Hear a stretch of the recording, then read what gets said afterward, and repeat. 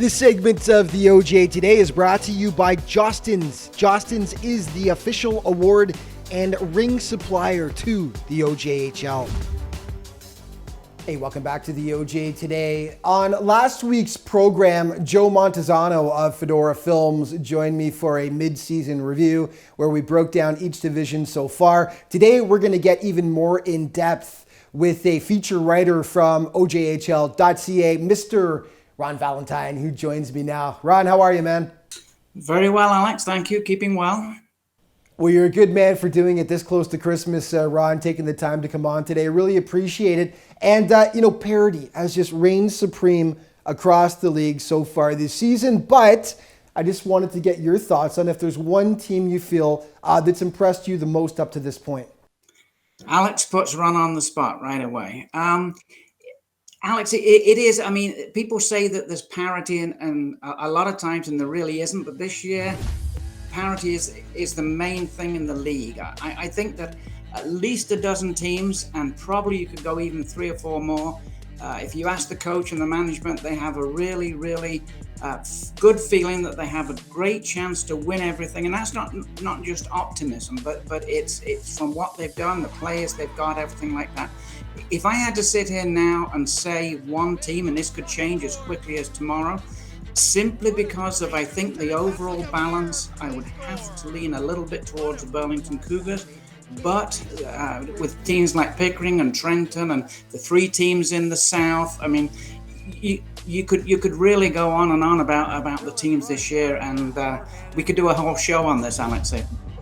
Well, Ron, the chase for the scoring title has been unreal this year. Dalton Bancroft has led the way for most of the season, but he's got Brad Summers and Bryce Sutherland from St. Mike's in hot pursuit. Now, they would all have to pick up the pace just a bit, but there's a chance we could have our first 100-point OJHL scoring since Andrew Pertucci did it 4 seasons ago. It's very difficult to be a 100-point scorer in the way hockey is played today at a junior level. But if you're looking at anybody that can do it this year, it's certainly Bancroft. As you said, 26 games to go. He's got himself, in the lead. He gets a ton of ice time, as you know, in all situations. Brad Summers from the St. Mike's Buzzers, he's on the ice a lot too, and so is his teammate Bryce Sutherland. But realistically, I think you're looking at Bancroft and then possibly Summers.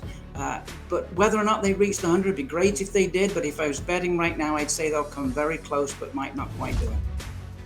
Right. Ron, let's take a look at the rookies for a second. And I mean, every year a new batch of players comes in, and some of them are very impactful right away, put up great numbers. Typically, though, those rookies are 17 years old, 18 years old. What Easton Wainwright, though, has done as a 16-year-old with the Brantford 99ers this season as a rookie has just been absolutely unbelievable. I know he's impressed you a ton. Well, Easton Wainwright I know Dan Fitzgerald, the coach, says he's amazed every time he watches him on the ice because he sees something new. And for a young guy like him to come in and lead the team the way he's doing in Brantford is really something. You've also got to look at Giacomo Martino and Jared Cochimilio from the Buzzers. There are a couple of guys, both rookies, who have been really putting up the points. Harrison Ballard from Wellington. There's a guy called Jessley from Pickering who's injured right now. And of course, you can't forget guys like George Fagaris from North York. On the blue line, they're one of the most mature younger players in the league, I think. You could go down the list. Lucas Buzziol from Milton, Rebello from Brantford. But really, Wainwright is up there, and he's having a tremendous season for a 16-year-old, no question.